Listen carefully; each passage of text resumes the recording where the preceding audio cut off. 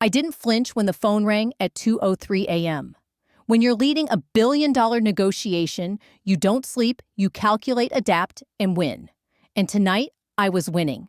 I was seated in a glass boardroom on the 46th floor of a skyscraper in Frankfurt, walking the Danish delegation through the final clauses of a global infrastructure partnership, line by careful line. My name is Diana Mercer, and I'm 47. For the past decade, I've been the director of global strategy at VanguardCore Systems, brought in when negotiations got too big to fail. And this was the one, the deal that would define not just my career, but the company's future. We'd paused for a recess while their legal team reviewed data sovereignty clauses. I stepped into the private lounge, letting the foggy skyline steal my nerves. Then the phone buzzed. Nathan Croft, our CEO. Just last month, he said, "You're the only one I trust to land this." I picked up. "Diana, this is official. Your employment with VanguardCore is terminated effective immediately." I blinked. No gasp, no anger, just silence. As he spoke, I looked back at my laptop. My contract window had just refreshed. A pop-up appeared. "You no longer have access to this document." I clicked again. Every folder.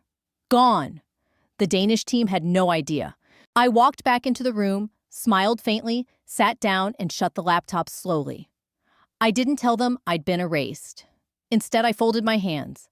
Let's take 5 more minutes before we resume. They thought a phone call could end me. They had no idea what I'd already set in motion. Back in my hotel suite, the city looked surreal, muted lights like I was watching it from underwater. I logged into the secure server again, still locked out.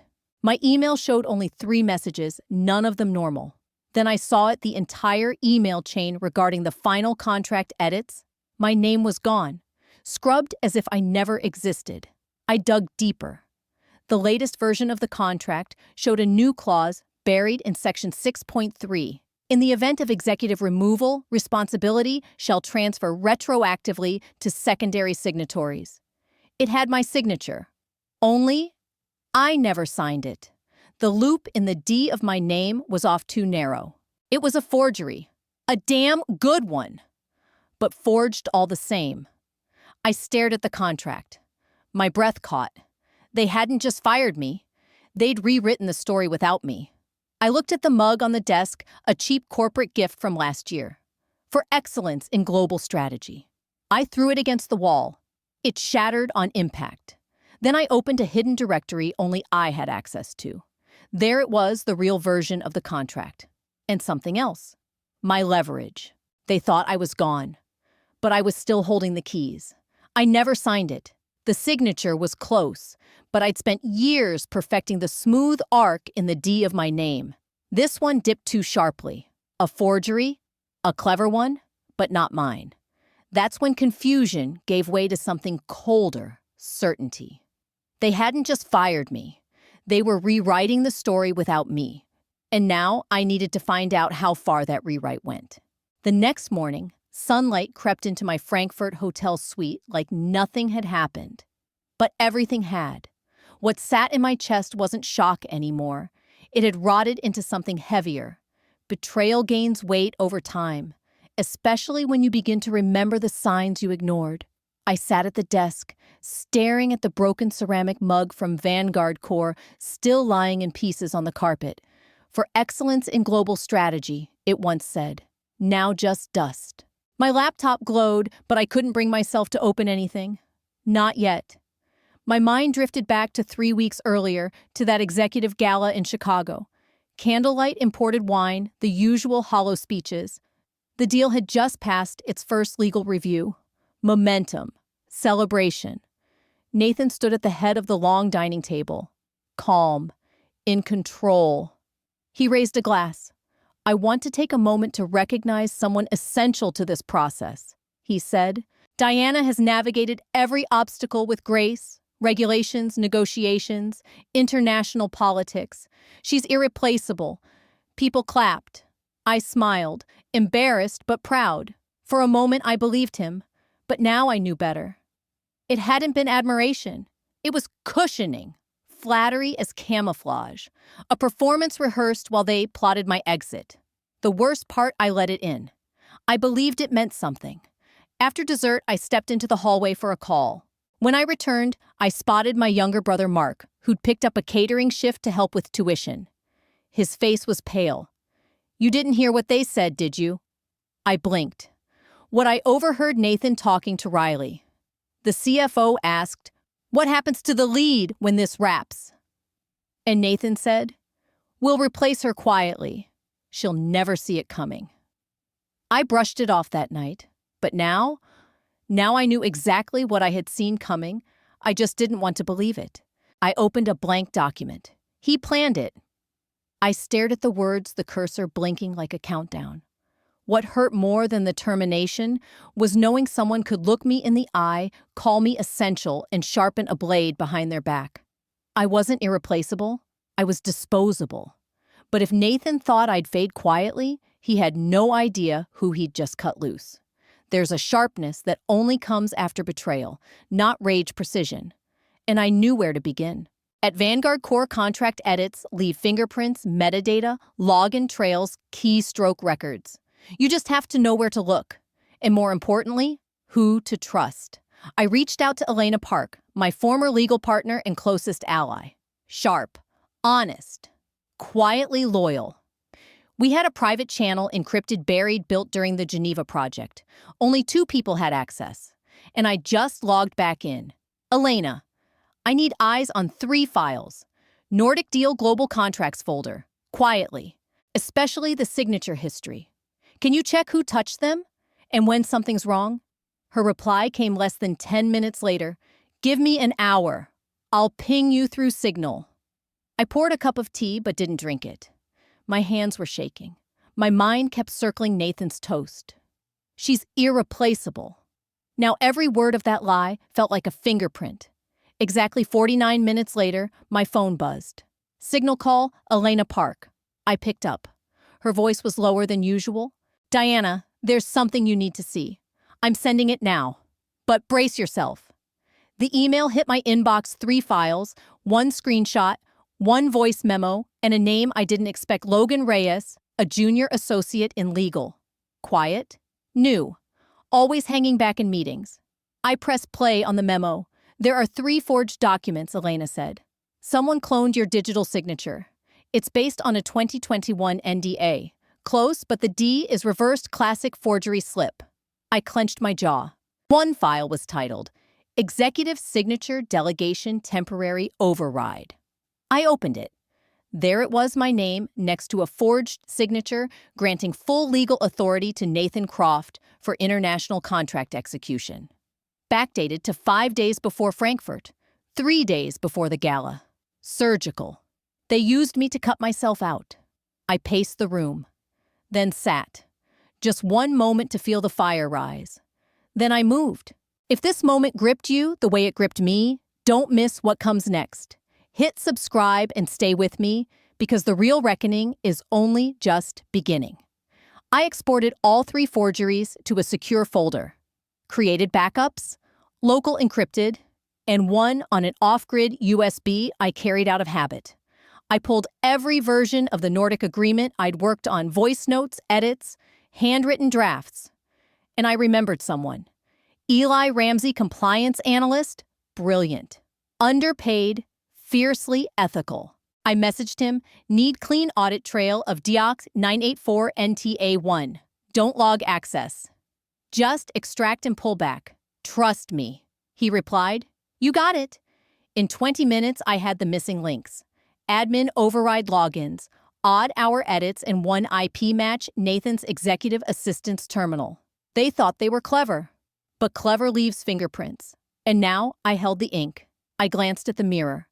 The woman staring back looked tired but clear-eyed. Calm, ready. Let's see what they do when the forgery starts working against them. They hadn't just erased me, they were rewriting history. But they forgot I built the original draft. By noon, I had 2 secured backup drives, every detail of the Nordic deal, and the respect of our client, something they couldn't forge. Time to use it. I waited until the Frankfurt office broke for lunch, then slipped into a quiet business lounge on the 10th floor. I dialed Clara Nystrom directly. The phone rang once, then Diana, perfect timing. I was just reviewing section 4.7. Your data right structure is brilliant. I smiled tightly. Thanks, Clara. Quick thing, the jurisdiction addendum filed yesterday. Did that come through me? She paused. Oh, no. It came from your leadership. Nathan approved it. Just like that, I knew. He'd already replaced me. But he hadn't replaced the foundation. That was still mine. We're just waiting on his signature now. The smile vanished from my face. Nathan approved it. Yes, Clara said casually, unaware she'd just triggered a detonation. He reached out personally, she added. Said you'd been reassigned temporary internal restructuring. Pretty standard, really. I stared at the floor, letting that word settle. Reassigned. Not terminated, not fired, just reclassified like a checkbox in a drop-down menu. I forced my voice flat. Right. Of course. To be honest, Clara continued, I was surprised you weren't on the call. But your fingerprints are all over this agreement. I kept it just as you structured it. She meant well, but every word rubbed like salt in a paper cut. I thanked her, ended the call, and sat back in the hotel chair, staring at the ceiling light. He hadn't even waited for the deal to close. While I was flying across time zones building this bridge, Nathan had walked someone else across it using my blueprint. And worse, he told the clients before he told me. I wanted to scream, to call Clara back and expose everything, but fury wasn't useful. Not yet. I reached for my black notebook, the one I carried into every major negotiation. Inside the front cover, scribbled in red ink, never react in the moment. Let the silence become your sharpest tool. They thought they'd replaced me. They didn't realize I was still in the game, just not by their rules. I didn't panic. I didn't rush. I opened my notes and reread them slowly, like I always did before something important. Because Nathan hadn't just cut me out, he had overwritten me. Told the partners I was reassigned as if I were obsolete hardware. But what he didn't know, and what made my stillness more dangerous than any retaliation, was that I'd already planned for this. 6 weeks earlier. Back then, the Nordic deal was still a legal nightmare. 3 jurisdictions, 4 currencies, data transfer restrictions. I'd proposed a workaround, a neutral intermediary with no ties to VanguardCore. Everyone nodded. Legal approved. Compliance signed off. I said I'd handle setup. But instead of a shell company, I created Marisol AG, a Swiss entity with clean papers, a legitimate bank account, and one listed officer, Diana Mercer, Chief Executive Officer. Now, sitting on my hotel balcony, I logged into the Swiss business registry using encrypted credentials. There it was, CEO Diana Mercer Incorporated. September 18th, function, data, infrastructure, and compliance capitalized 500,000 CHF. From my personal savings. The name wasn't random. Mary from Merit. Soul for Solitude. They paraded Nathan into the final call like he was the deal maker. But every document Clara was finalizing still listed Marisol AG as the provisional steward of all shared infrastructure and technical assets. Section 2. 3 confirmed it. All systems to be managed by Marisol AG for 14 business days or until full transition. Which meant I still controlled the spine of the deal. I messaged Elena. Legal just triggered the Marisol clause. Watch what Nathan does next. She replied instantly, wait. Marisol is you. Holy hell, Diana. I smiled and leaned back. They tried to erase me, but they handed everything to the name they didn't even recognize. Not just the negotiation, not just the contracts. I had designed the very infrastructure the Nordic deal relied on. The secure data environment for testing and deployment, that was mine, built quietly with a lean team out of Tallinn. They branded it the VanguardCore Gateway. A flashy label slapped on top of 14 months of quiet work. It was a hybrid sandbox with limited access ports, detailed audit trails, and a biometric fallback layer almost no one understood. Because I told them not to worry. I'll handle the tech stack integration myself, I'd said. And they believed me. They always had until now. The first red flag came in a signal message from Jonas Feld, my former lead engineer. Now freelancing out of Lisbon. Still loyal, still watching.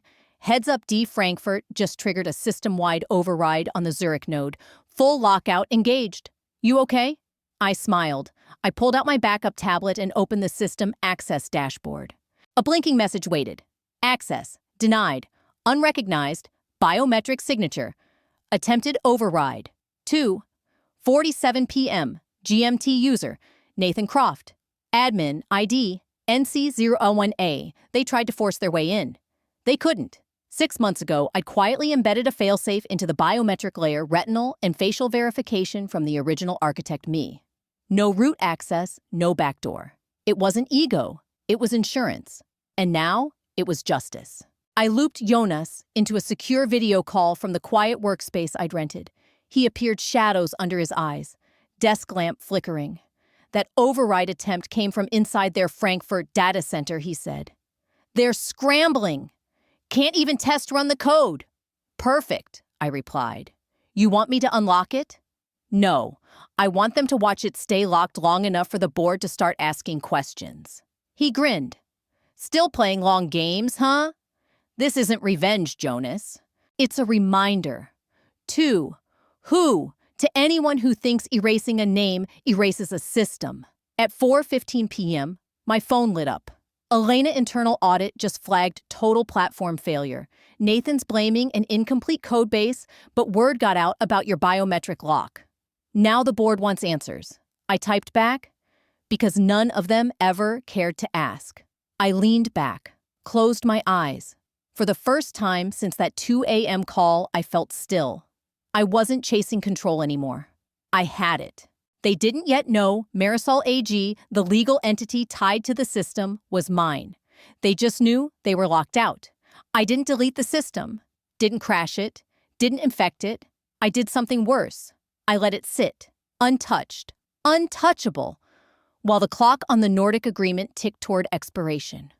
Watching them sweat, watching them scramble, watching them finally understand what it meant to build something you don't own. Because in the end, the most powerful key I ever wrote wasn't in the code. It was in me. I had waited long enough. Now it was time to wield the control I'd kept hidden in silence. Quietly, strategically. No shouting, no spectacle. Just consequence. Just the right information, delivered to the right people, at the perfect time. I picked up a phone. Very few at VanguardCore even knew I had a secure Zurich line I'd only used twice before. The assistant on the other end answered in clipped Swiss German, then smoothly switched to English when she recognized my voice from the early days of the partnership. Marisol AG. How may I help you? Yes, this is Diana Mercer. I'd like to speak directly with the Helvetic Solutions board liaison. There was a pause just long enough to register the weight of my name. One moment, Ms. Mercer. Connecting you with Mr. Adrian Keller. Perfect. Adrian Keller wasn't just a liaison. He was the senior architect of Helvetic's global systems expansion, known for his zero tolerance for corporate deception. If anyone could cut through VanguardCore's spin, it was him. He picked up after 3 rings. Ms. Mercer, he said, calm but alert. I didn't expect to hear from you directly. I know. That's why I'm calling. Silence. You're not calling on behalf of VanguardCore anymore, are you? No, I'm calling on behalf of Marisol AG. Another pause, then measured. Go on. I opened the folder I'd prepared the night before. Metadata logs, timestamp trails, signature mismatches, access violations. Everything Elena and Eli had quietly helped me gather. I want to share some concerns about recent developments inside VanguardCore, I said. Specifically, forged approvals and attempts to override system controls tied to our joint project. He said nothing, so I continued. Nathan Croft is claiming I was reassigned. The truth, I was fired during active negotiations with your team without notice. This is serious, Keller said slowly. That's why I'm speaking to you first. I helped build this partnership. You deserve to know who you're dealing with. More silence. Then his tone dropped. The board raised concerns when VanguardCore cut off contact from your end. We assumed internal reshuffling. If I send you the documentation? No need, he said. We'll review everything internally. But time is short. Our council meets tomorrow to finalize signatures. As per Section 2.3, Marisol AG is already the provisional counterparty. He exhaled slowly. This changes things. If Marisol wishes to become the permanent partner, we'll need your signature by 8:05 a.m. Our board convenes at 8:30 sharp. You'll have it before sunrise, I replied. When the call ended, I stood by the window of the Zurich suite rented under Marisol's name. The Limit River flowed quietly outside. This wasn't revenge. It was a transfer of power, and the pen was in my hand. Then, my inbox pinged. Subject inquiry. Regarding VanguardCore dismissal from Elena. ChambersTechPulseWire.com.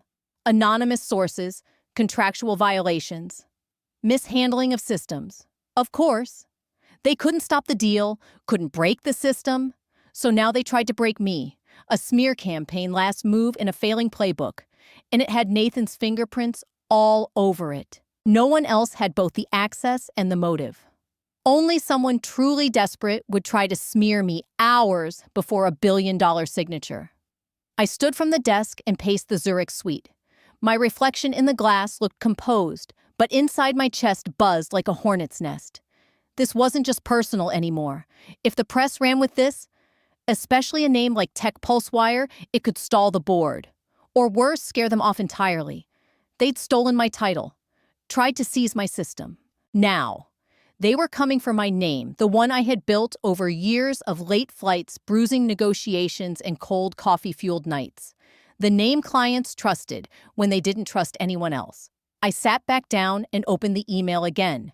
I could reply, defend myself, attach the evidence, the forged signature, the access logs, the termination message. But then I paused. Would I sound defensive? Desperate? Would I be playing their game? I glanced at the post-it I'd kept inside my notebook. Never react in the moment. Let the silence become your sharpest tool. I closed the laptop, not out of fear, but because the truth was already moving. 10 minutes later, Elena messaged me. Someone inside their PR team leaked something. Board's nervous. Keller just called for a full review of the contract trail. Then another ping, Jonas. FYI, you're trending on Swiss B2B feeds. But it's all admiration. Someone leaked your architecture role. The code speaks for itself. I hadn't leaked anything. But maybe Elena had. Maybe Eli. Or maybe truth has a habit of rising when the noise gets too loud. I reopened Elena Chambers' email and calmly forwarded it to Echo Vault Zozo 2 threat mapping, where I kept records on forgery system access and now character attacks. I didn't delete it. I archived it. This would become part of the full story. The fear didn't vanish. It throbbed quietly under my ribs. But I didn't let it shift my rhythm. I let it focus me. They wanted a reaction. What they got was silence, the kind that follows the slam of a vault. Zurich was waking, the sky shifting from soft gray to gold. It was 5:02 a.m. Everything outside was still. Inside, only my thoughts moved. The final contract had arrived 2 hours earlier. Keller's note was simple, signed by 6:05. Vote at 6:30. You'll know what to do. I did. The file sat open on my second laptop, sleek secure, used only for Marisol AG business. 2 signature fields waited. One for Helvetic's board, one marked authorized counterparty, Marisol AG Chief Executive Officer Diana Mercer. No footnotes, no proxies, no VanguardCore, just me. My hand hovered over the trackpad. And for the first time in a week, I trembled, not from fear, but from everything that had led to this. I steadied my hand. You never saw me coming, Nathan. Click, signed, timestamped, 6:01 a.m. Then came the summary screen. Clause 18.4. All systems remain under Marisol AG's full control. VanguardCore nowhere in sight. Twice. That clause had been buried in a draft I quietly submitted 4 months ago. Back then, VanguardCore's legal team had marked it pending internal discussion, but they never removed it. They were too busy plotting my replacement to notice I'd embedded a clause that made Marisol AG the sole gatekeeper of the infrastructure, the very product Nathan thought he could steal. Marisol wasn't a middleman anymore. We were the platform. My phone buzzed. Secure message from Eli, who'd been monitoring system activity all night. Zurich node another override attempt at 5:40 a.m. Still blocked. Logs show data migration already processing from Helvetic servers. Seconds later, a ping from Elena VanguardCore just got served. Keller's team revoked their counterparty status breach of transparency. Nathan's off the call list.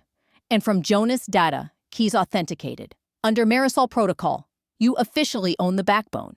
He added, "Want me to shut off the last access window?" I typed one word. No.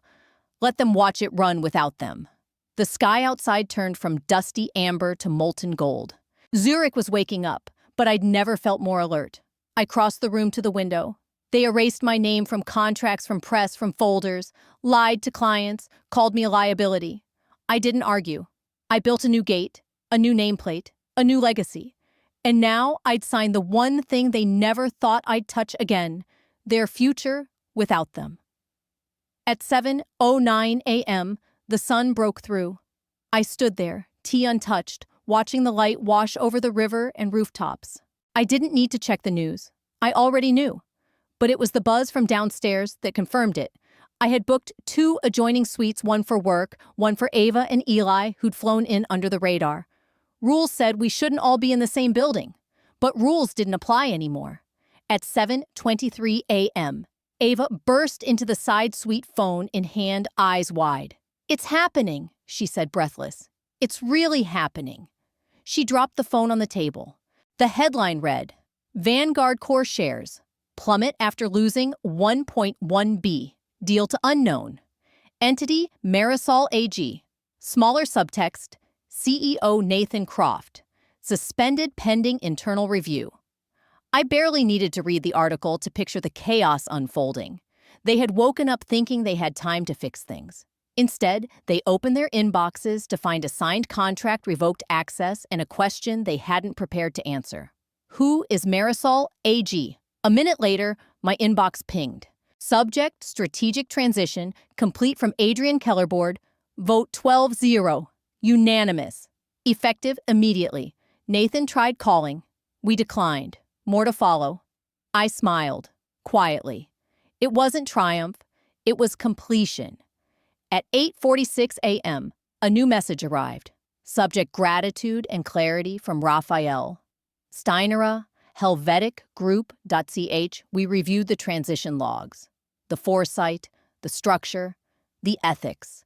I'm confident we signed with the right person, not just the right entity. Thank you, Diana. That was the twist. They tried to erase me.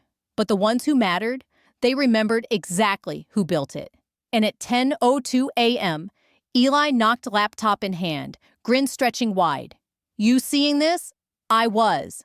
And I'd earned every frame. This marked the largest contractual defection in VanguardCore's 21-year history. Executives were scrambling to contain both legal and reputational fallout.